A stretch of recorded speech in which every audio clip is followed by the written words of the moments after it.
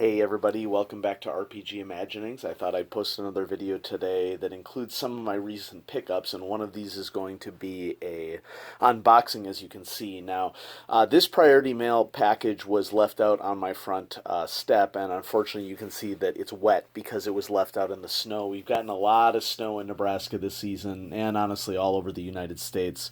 And so I'm just hoping what is inside is in pretty good conditions, because this is adding to my collection of classic Call of Cthulhu products. And so what I'm going to do here is I think I know what this is, and I think that this would be a good thing for me to unbox here on the channel. So I'm going to go ahead and dive right into the unboxing. What do we have here? What piece of classic Call of Cthulhu RPG material came in the mail? And I think that should be enough to be able to extract it. Yes.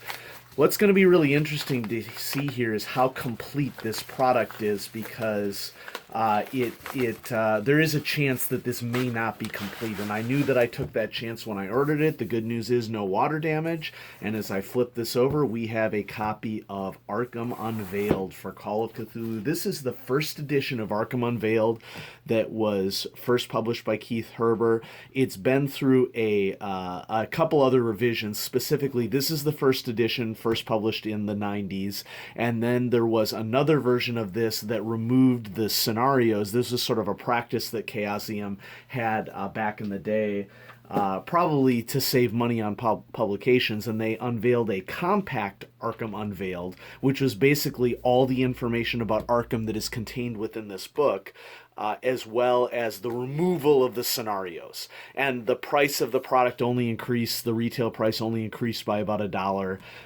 but they removed all of the scenarios. And so this is, a fairly thick book in terms of how source books went at the time, and especially with 4 scenarios. The most recent version of this, which is very, very difficult to obtain.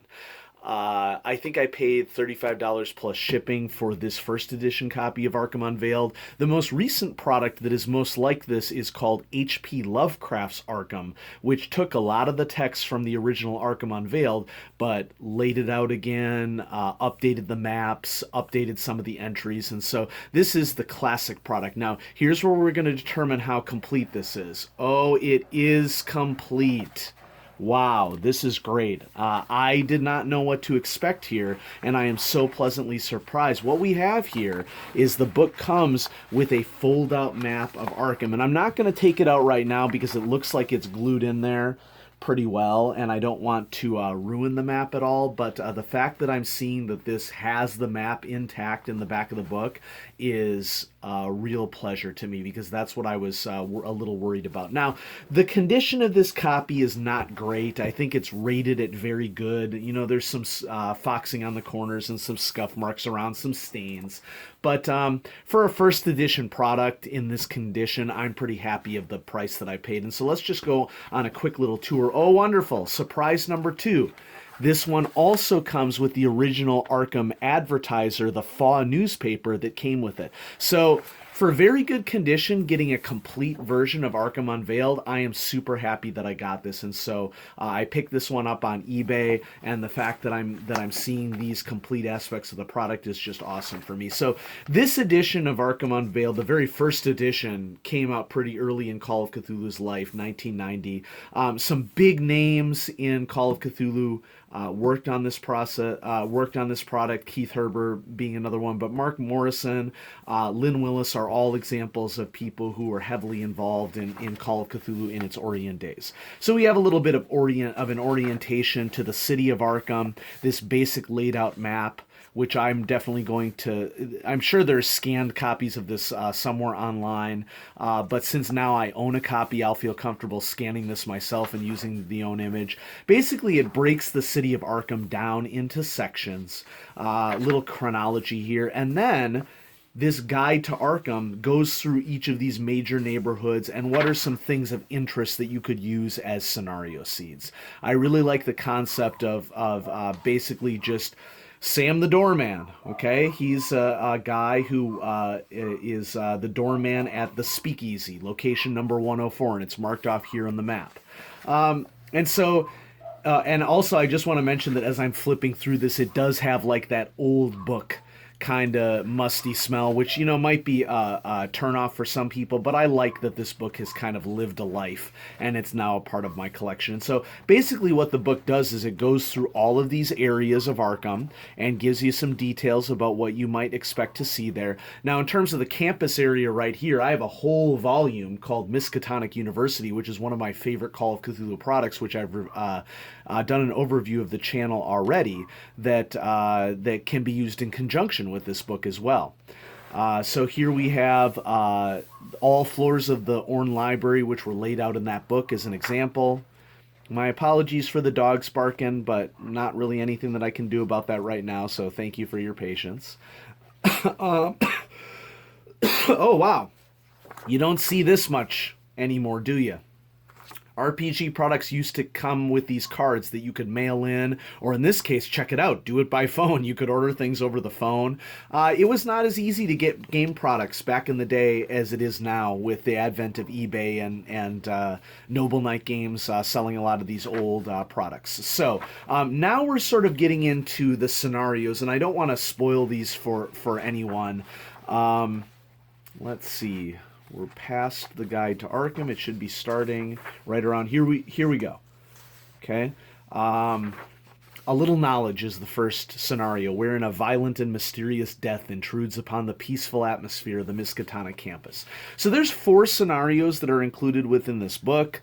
I think some of these scenarios may have been brought into the modern era. There's a map in a little knowledge here that looks familiar to me. I'm not quite sure.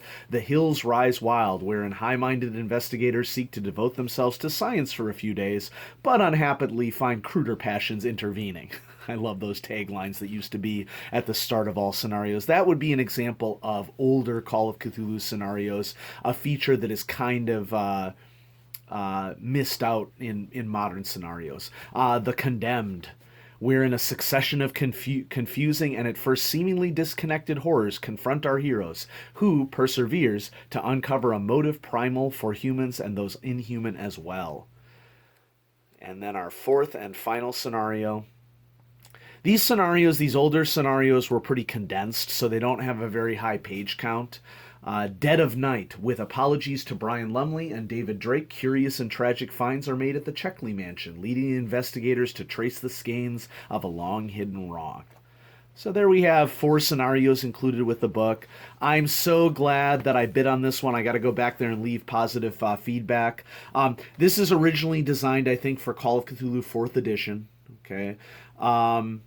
Yeah, this is a great addition to my collection. First edition of Arkham Unveiled that I will happily add to my collection. Now, this isn't the only product that I've picked up over recent weeks. There was one that I had been meaning to review that I'm just going to do it right now because this is something interesting that I haven't seen a lot of people reviewing on YouTube, and so I wanted to throw it out there. Catthulu. Okay, Velvet Paws on Cthulhu's Trail. This was published by 60 Stone Press in 2014. I actually ordered this right at the beginning of January, but somehow it got lost in the mail.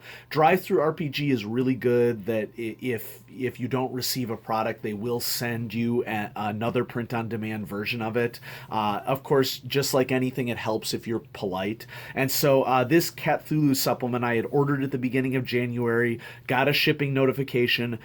Mid-February rolled around and I still didn't have it, which mail service is pretty good here in Nebraska. And so I contacted them and I just recently received this copy. Basically what this was originally published in Germany. And I forget the exact, so translated from the German by Bill Walsh.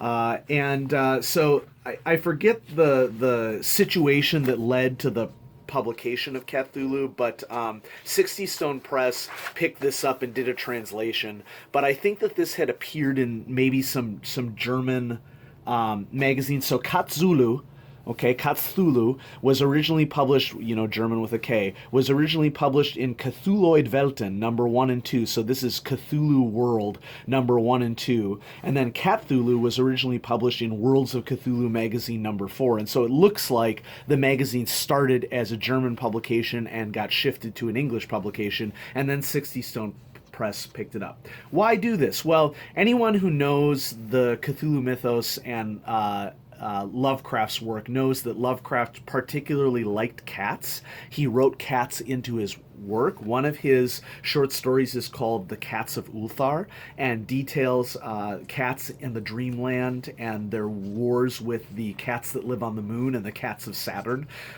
is an interesting aspect of this. And so Catthulhu basically gives guidelines for how to make cat investigators. And so there are rules for, and this is pre-6th edition, of course, or 6th edition and earlier, I should say.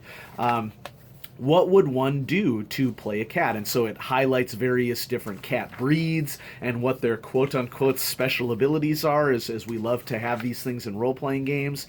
There's a whole bunch of tricks that cats can do, quite an extensive list, and trees as to what you can take for that. There's information on how skills might work a little bit differently for cats. A highlight for me is cuteness, which is app times 3, making an impression on humans and other animals in various ways. Purring, head rubs, cuddly looks, chasing one's own tail, directs the target's attention on towards the cat. And so you could argue that cuteness is kind of a social skill for cats, you know. And then, so here's some just additional rules for how to do combat with cats. And then there's information on how cats relate to Bast, the Egyptian goddess of cats. Some particular foes that cats might meet, moon beasts, of course, being the primary foes of cats in the Dreamlands. How might we go about GMing cat adventures? And then there's a scenario here, a Catthulu adventure set in Arkham called The Black Cat. And once again, I'm not going to spoil the details of it, but this is a fairly extensive adventure. There are a lot of locations. There's lots of details about the locations. Readings that are related to Catthulu, a bibliography here. History of the Bubastis cult, which is related to Bast in Egypt.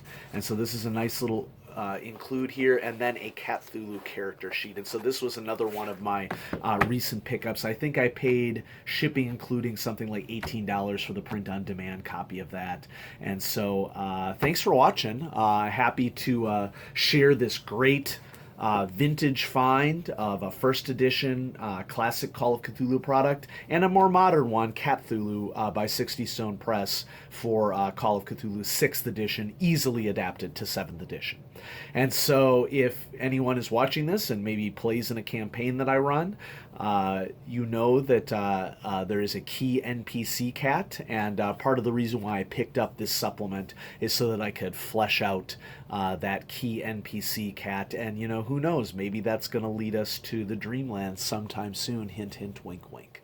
So thanks for watching. I'm going to keep coming out with videos here on RPG Imaginings, sharing what I consider to be some of the niche and mainstream role-playing games that I'm really into, and so thank you so much for watching.